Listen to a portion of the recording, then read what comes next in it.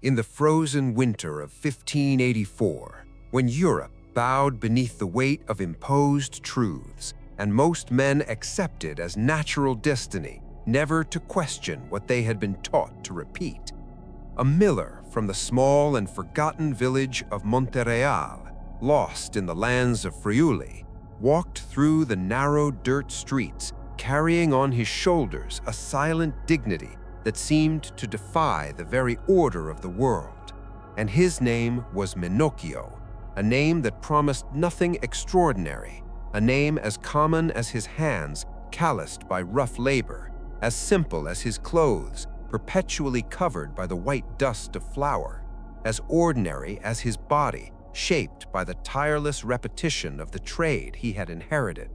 And yet, within that man who appeared to be just one more among thousands of anonymous workers, pulsed something that entire empires, with all their armies and inquisitors, tried to crush for centuries without ever managing to extinguish completely. That dangerous and indomitable spark that is the courage to imagine the universe with one's own mind, to think the unthinkable when the entire system is armed to transform autonomous thought into a capital crime.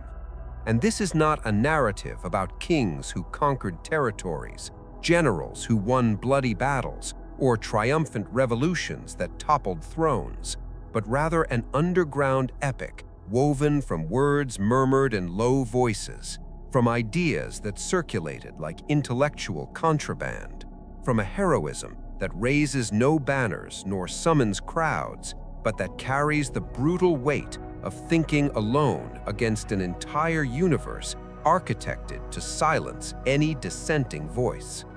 Menocchio inhabited a historical time when truth was a territory rigidly surrounded by walls of dogma and watched over by implacable sentinels, an age when the 16th century tolerated not the slightest deviation from established orthodoxy, and the Catholic Church, deeply wounded by the cracks opened by the Protestant Reformation that threatened to fragment its millennial hegemony, observed every word spoken as if it were gunpowder capable of igniting the entire power structure, transforming the simple act of thinking differently not into an abstract intellectual exercise, but into a concrete existential risk that could cost one's life.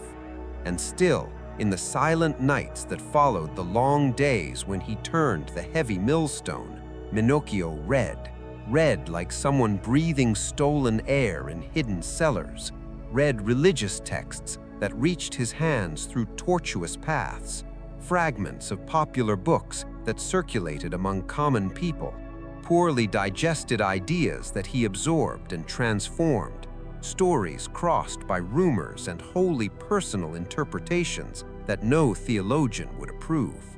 And he was not a scholar trained in universities, did not master the Latin of the learned, nor know the refinements of scholasticism, and precisely because of this, his mind was infinitely more dangerous to the established order, because he did not mechanically reproduce authorized knowledge as obedient priests did, but mixed everything he read, ground the ideas in the millstone of his imagination, reinvented the world from his own concrete experience. And in his original cosmogony, the universe had not been born from a solemn divine decree pronounced by a majestic God seated on his celestial throne, but rather as cheese is naturally born from milk through a process of chaotic fermentation, organic, alive, full of worms that spontaneously emerged from matter in transformation, a grotesque and unacceptable vision for the learned who dominated official knowledge, but profoundly human, viscerally organic, perfectly comprehensible to someone who lived with feet firmly planted on the earth and body immersed in manual labor that transforms raw matter into useful substance. This heretical vision was not born from a deliberate desire to affront or from a will to destroy others' faith, but from an impulse far nobler and infinitely rarer in those times of compulsory obedience, the pure and simple impulse to understand the world, to make sense of existence using one's own mental instruments.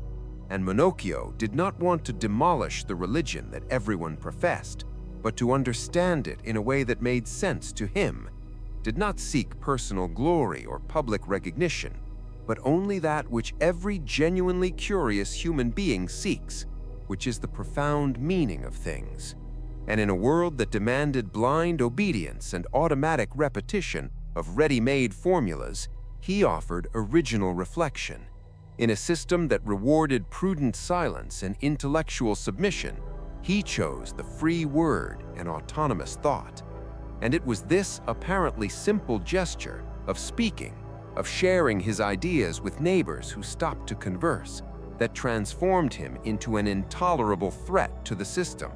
Because his neighbors listened with growing curiosity, some with genuine fascination for those strange and liberating ideas, others with prudent unease from perceiving the danger those words represented. And the ideas began to circulate through the small community like dangerous sparks thrown upon dried straw, and soon called the inevitable attention of those who lived professionally to extinguish intellectual fires before they transformed into uncontrollable light. When the Inquisition finally knocked on the door of his modest house, they did not find an armed revolutionary prepared for physical struggle, did not discover organized conspiracies or insurrection plans, but encountered something far more dangerous to the stability of the system: a simple man, but absolutely willing to sustain what he thought. And the interrogation that followed was not merely a routine legal confrontation between accuser and accused, but a fundamental clash between two radically distinct modes of existing in the world. On one side stood positioned the entire theological machinery of the Inquisition, precise as a clock, trained for centuries to frame any thought that escaped the established line as punishable heresy, armed with sophisticated legal categories and implacable procedures. On the other side stood only a miller who spoke as he thought, without mastering theologically correct language, without possessing the rhetorical defenses that the intellectual elite learned in universities, but endowed with a brutal honesty that refused to disguise his convictions. And each question asked by the inquisitors was a carefully constructed trap. Each of Menocchio's answers represented a mortal risk, and still he continued speaking, not from foolish arrogance or desire for martyrdom, but from a profound fidelity to himself that prevented him from pretending, because he simply did not know how to perform ignorance where there was genuine thought, could not silence himself where there was sincere conviction. And this inability to dissimulate, this dangerous transparency, was simultaneously his greatest vulnerability and his greatest strength. It is precisely here, in this moment of unequal confrontation between the solitary miller and the entire structure of ecclesiastical power, that the true and profound heroism of this story is born. A heroism that does not manifest in grandiose challenges or spectacular gestures that call the attention of the masses, but in the intimate and silent refusal to betray one's own conscience, even when that would mean salvation. Because Menocchio could have saved himself with extreme ease, it would suffice to pronounce the words the inquisitors wanted to hear, to say that he had been confused, that he had merely repeated others' words without understanding their meaning, that he humbly accepted the correction of the learned and renounced his errors. But something fundamental in him refused to kneel inwardly, to bend internally even when his body was forced to bow. And his courage was not that of the martyr who actively seeks glorious death as proof of faith, but that of the common man who simply does not accept living mutilated in his essence, who cannot continue existing if that requires the amputation of the most alive part of himself. And each session before the inquisitors tore away progressive pieces of his external freedom, confining his body and restricting his movements, but also inexorably revealed something that no earthly power ever managed to control completely. The indomitable force of a mind that had already experienced intellectual autonomy and that could no longer turn back, could no longer unlearn what it was to think for itself. The final sentence came as it always comes for those who dared to think without prior authorization from the system. First, the prison that tears the body from social circulation, then the forced silence that tries to erase ideas through isolation, and finally the definitive condemnation that seeks to physically eliminate what could not be eliminated mentally. And Minocchio was burned alive in 1599, his body consumed by the flames that power always reserves for those who dare to imagine the world another way. And no crowd acclaimed him as a hero. No official chronicle lamented his death as a loss to humanity. No monument was erected in his memory. The world moved forward as if absolutely nothing had happened, as if that life had been just one more grain of dust swept by the wind of history. And yet, despite the apparent complete victory of power, something fundamental had changed forever, because the system won over the fragile and mortal body, dominated the matter that can be burned, but irremediably lost the battle against the idea that cannot be consumed by fire. And centuries later, when the Italian historian Carlo Ginzburg decided to patiently excavate the dusty archives of the Inquisition,